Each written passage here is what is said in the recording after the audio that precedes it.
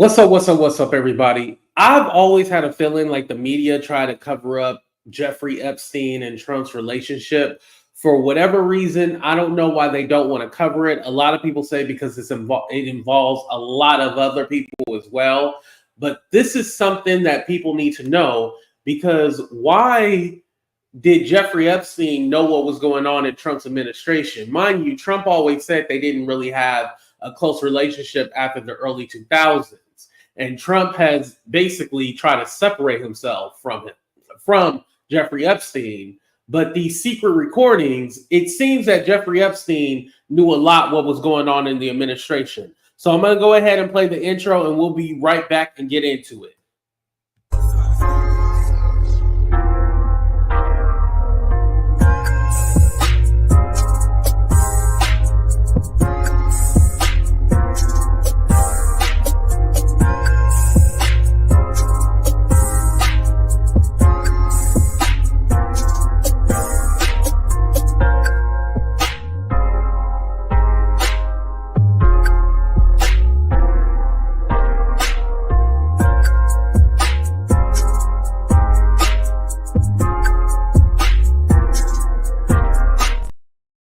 What's up, everybody, and welcome to a brand new episode of Talk the Real Deal with AT2. And yes, I'm your boy AT2. How everybody doing? How everybody living? How everybody feeling?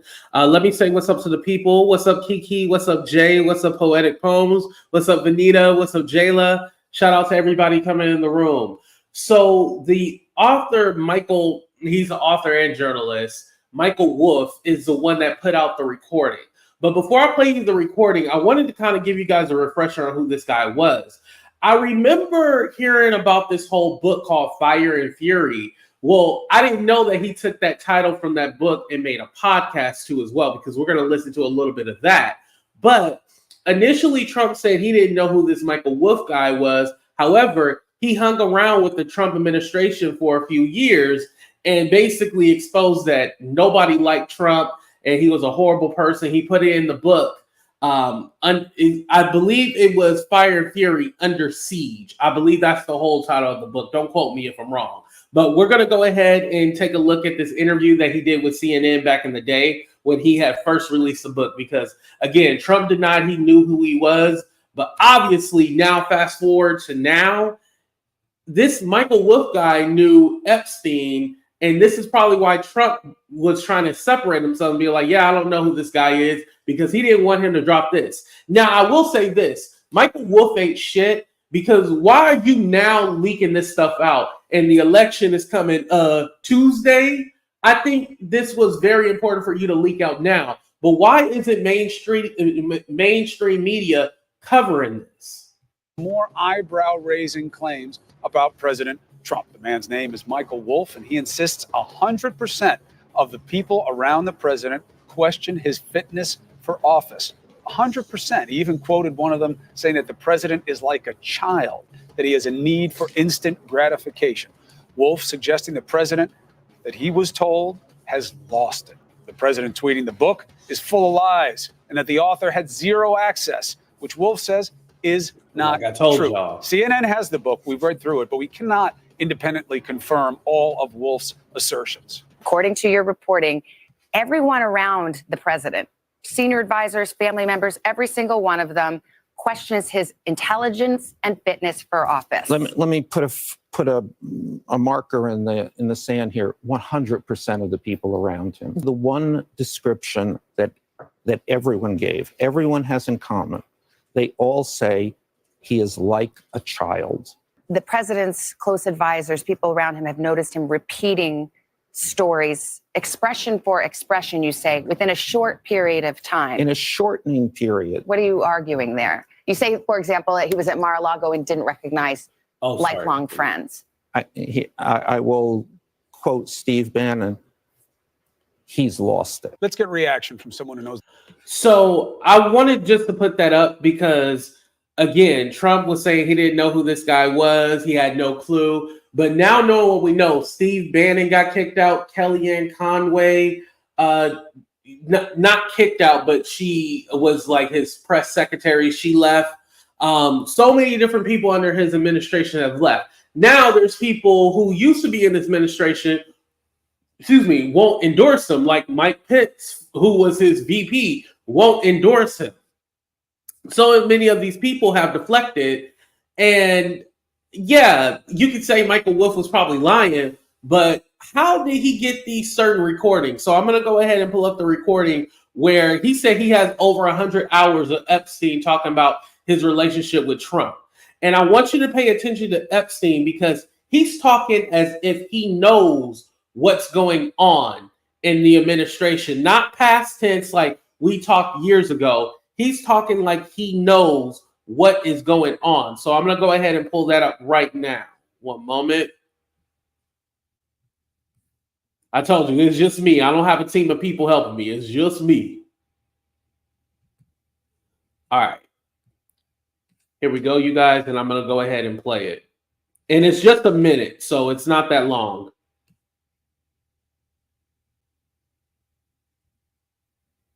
We have a snippet from one of the conversations that I recorded with Epstein, and I think this was in a restaurant in 2017. His people fight each other. Right.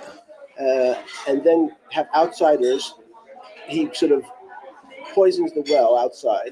He will tell 10 people Bannon's a scumbag and Priest is not doing a good job and Kelly has a big mouth. And what do you think? Jamie Dimon says that you're a problem and I shouldn't keep you. And I spoke to Carl Icahn, and Carl thinks I need a new spokesperson. So Kelly, even though I hired Kellyanne's husband, Kellyanne's just too much of a wild one. And then he tells Bannon, I really want to keep you, but Kellyanne hates you. I'm going to play it one more time because I forgot they have words on the screen. So I'm going to blow the words, well, not the words, but I'm going to blow the video up so you guys can see that. Because I know the audio is kind of hard to hear. Here we go. We have a snippet from one of the conversations that I recorded with Epstein, and I think this was in a restaurant in 2017. His people fight each other. Right. And then have outsiders. He sort of poisons the well outside. He will tell 10 people Bannon's a scumbag and Priest is not doing a good job and Kelly has a big mouth. And what do you think? Jamie Dimon says that you're a problem and I shouldn't keep you. And I spoke to Carl Icahn, and Carl thinks I need a new spokesperson. So Kelly, even though I hired Kellyanne's husband, Kellyanne's just too much of a wild one. And then he tells Bannon, I really want to keep you, but Kellyanne hates you. I have more than dozens. I probably have 100 hours of Epstein talking about the inner workings of the Trump White House and about his long-standing, deep relationship with Donald Trump. So there you have it. Let me go ahead and take this down. Again, he was talking as if he still had a connection with Trump. He knew what was going on in the White House. Again, Trump has always tried to separate himself from Epstein and pretend like, oh, I don't even know that guy. I seen him around, like he always does. But why does he know the inner workings and who like each other and who don't like each other? Now, I want to go ahead and get into this where Michael Wolff, who's exposing all of this stuff, talks about how Jeffrey Epstein has pictures of Trump with young women, aka girls, topless, sitting on his lap. United States, and I think frightening. Put him one if you can hear the podcast. Because the most inappropriate person to be the president of the United States was probably Donald Trump. Yes. But also I couldn't help but feel that there was a level of personal fear there. So he's having this conversation with me. And as I say, I'm writing Fire and Fury. I'm trying to figure out Donald Trump. It's as confounding to me, of course, as it was to everybody. Who is this guy? Yeah. How did this happen? But in having this conversation, Epstein on more than one occasion would bring out these photographs that he had of Trump. And there were about a half a dozen photographs. And they were, from the late 90s. Mm-hmm. They were Trump at Epstein's Palm Beach house, sitting around the pool with these young girls. And the young girls are topless, and in some of the pictures they're sitting in his lap. I mean, and then there's one I especially remember where there's a stain, a telltale stain on the front of Trump's pants, and the girls are pointing at him and laughing. Where are these pictures? You know, he would go and he would take them out of the safe. Yeah. And then he would return them to the safe. And I would say it was likely that they would have been there when the FBI, Trump's FBI at that point, not to put too fine a point on it, raided Epstein's house and took the contents of the safe in 2019. Wow. Is there a Steve Bannon connection in this? There's been a lot of reports about So, yes, his place was raided. So I'm very curious to know the context of all the stuff that they had in Jeffrey Epstein's safe. And this is why people go like, I don't believe Epstein unalived himself. I believe someone did it. Again, if you go on Twitter, all those QAnon people, they like to throw Bill Clinton in there, and Bill Clinton did X, Y, and Z. But it's all like, are we forgetting about Trump? Now, I'm all fine. If Bill Clinton did do something, throw his ass up in jail. Let's not pretend like it's okay either way. Throw his ass up in jail. But why do we never connect Trump to any of this? Why do we pretend like it never existed? And mind you, mainstream media has not covered this. I have not seen anyone from mainstream media cover this at all. It's all been quiet. And mind you, this dropped yesterday. No one has talked about it, except for a few people on YouTube. But I mean, as far as major outlets, mainstream media, we know the right stream media, as far as Fox News, Candace Owens, who else? Tucker Carlson. We know they're not going to talk about it because they don't fit their narrative. But again, that conversation with Jeffrey Epstein that I played in the beginning, that was from 2017. 2017. So he knew the inner workings and everything. Him and Trump did have a relationship with each other.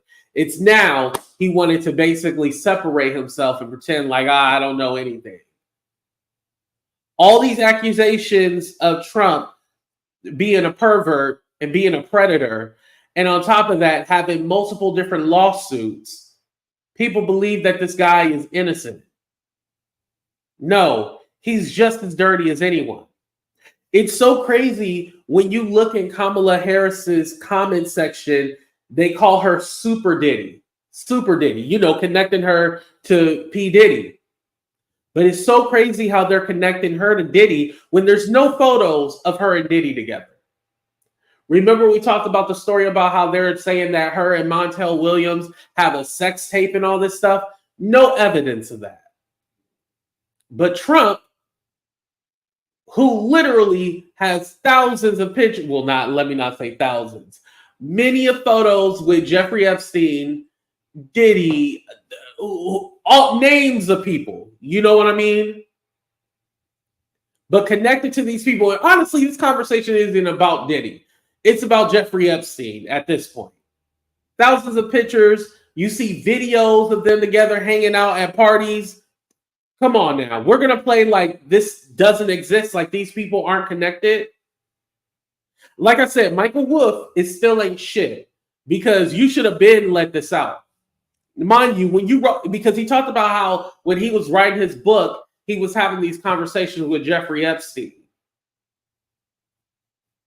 So you waited 8 years to put this out? 8 years to put all this information out. You wait until now when you should have been put this out. This is something that should have already been out. This is crazy to me that we had to wait this long to get this information out here. And again, I don't know why CNN, MSNBC is not talking about this. I mean, let me ask you guys, did you guys hear about this at all? Put a 1 in the chat if you've seen anybody covering this. Put a 2, you didn't see anybody covering this.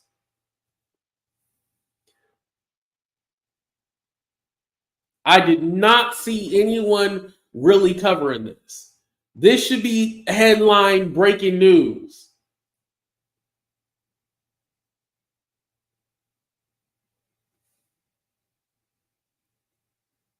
It really shows you what they want to put out there and what they don't want to put out there.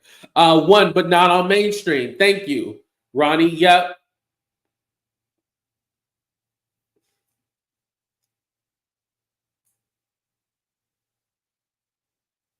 And mind you, when I first had heard it, I was all like, oh, maybe it's like AI or they doctored his voice. But I had seen that the Daily Beast had put their name on it. Like they put their stamp on it, like, oh no, this is legit. Also, like, oh. And you know, media is media lies and stuff like that. Excuse me, we can always say that. However, I don't think something like this they would try to lie about. I don't think something like this they would want to put their name on it and then have a chance that, oh, this could be a fake story and have their names tarnished.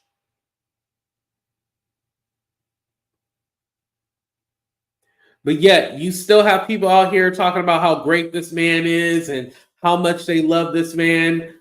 It just proves like they don't care about character. They don't care about character at all. It's some kind of pseudo thing that they think that they're going to get from Trump, which they're not going to get. But they feel like they're going to get this pseudo thing from Trump and make it seem that, oh, he's going to come in and save the day. It's not going to happen. And I bet you anything, you're still going to have people who defend him, who try to throw other people's name out there. And like I said, I'm fine with if you want to throw other people's names out there who should go down as well. But at this time, it's only Kamala and Trump running for office. Those are our two choices. Now, we can talk about third party a different day, but for right now, those are our top two choices.